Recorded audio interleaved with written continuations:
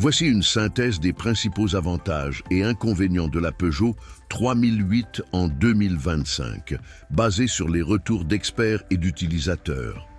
Avantages de la Peugeot 3008 2025 1. Polyvalence et motorisation variée.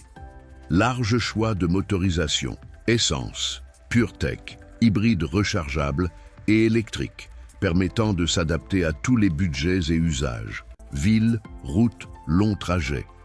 L'hybride rechargeable est particulièrement apprécié pour son compromis entre conduite électrique en ville et autonomie sur route, idéal pour les trajets quotidiens et les ZFE, zones à faibles émissions. 2. Design moderne et intérieur soigné. Silhouette dynamique, design futuriste, calandre sans cadre, feu LED en forme de griffe, ligne de toit fastback qui lui donne un look premium et reconnaissable.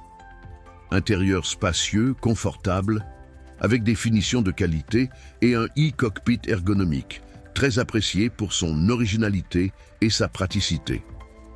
3. Équipements et technologies avancées.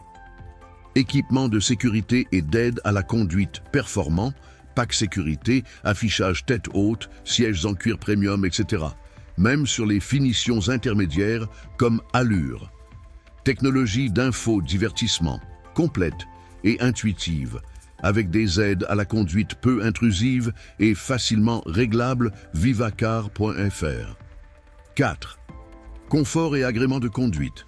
Tenue de route, freinage et direction bien maîtrisée, offrant une conduite agréable et sécurisante, fiche auto.fr+1.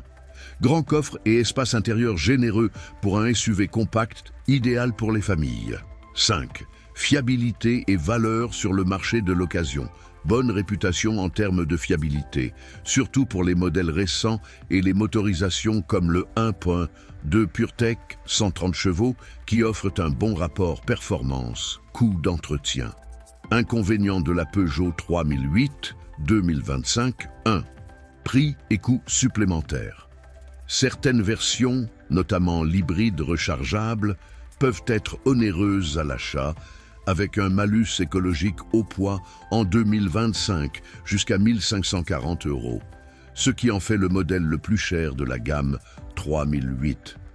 Les finitions d'entrée de gamme, comme Access, sont peu équipées et offrent peu de valeur par rapport aux versions supérieures. 2. Autonomie et performance électrique limitée. Pour la version électrique E3008, certains tests soulignent une reprise parfois molle et une sensation d'impuissance, malgré une autonomie correcte, 527 km en cycle mixte. L'autonomie réelle en mode électrique de l'hybride rechargeable est d'environ 55 km, ce qui peut être insuffisant pour certains usages. 3. Visibilité et ergonomie.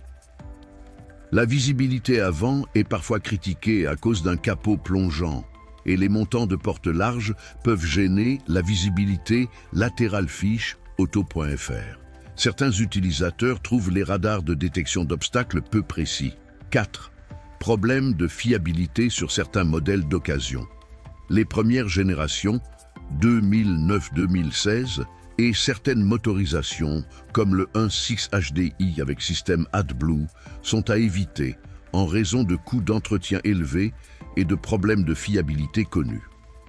Pour qui est faite la Peugeot 3008, idéale pour les familles, les conducteurs urbains ou périurbains recherchant un SUV polyvalent, moderne et bien équipé, avec des options hybrides ou électriques adaptées aux ZFE.